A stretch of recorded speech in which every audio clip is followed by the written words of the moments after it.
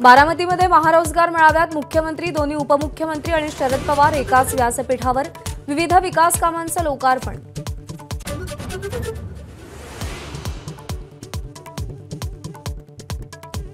नमो रोजगार मेळाव्यातून खरंच नोकऱ्या मिळणार की फक्त ट्रेनी म्हणून काम?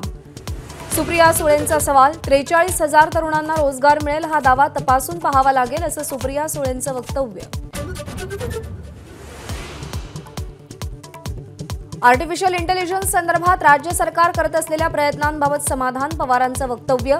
रोजगार निर्मितीबाबत सरकारच्या सगळ्या प्रयत्नांना साथ, शरद पवार यांचं विधान।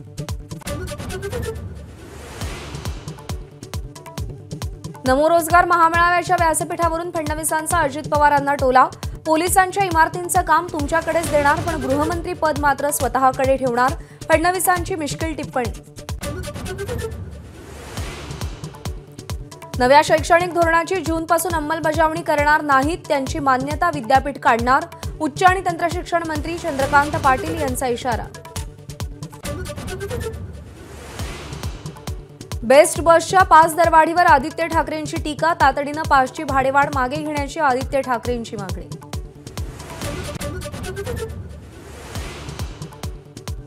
नागपूरमध्ये 442 किलो बनावट चीज पनीर जप्त, अन्न आणि औषध प्रशासनाची कारवाई, चीज अॅनालॉग नावाचा पदार्थ हस्तगत।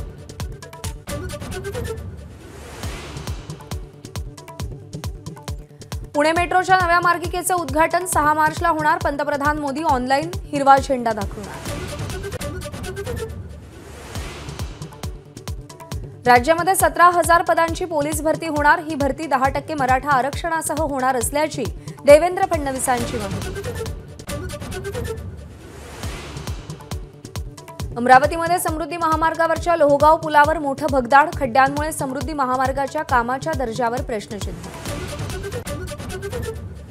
राहुल गांधींची भारत जोडो न्याय यात्रा 12 मार्चपासून महाराष्ट्रात, 16 मार्चला ठाण्यामध्ये जांभळी नाक्यावर राहुल गांधींची सभा, चैत्यभूमीला भेट देणार।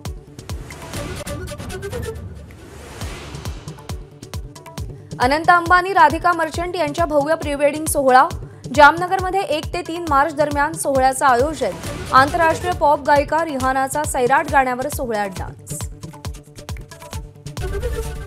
एबीपी माझा, उघडा डोळे बघा नीट।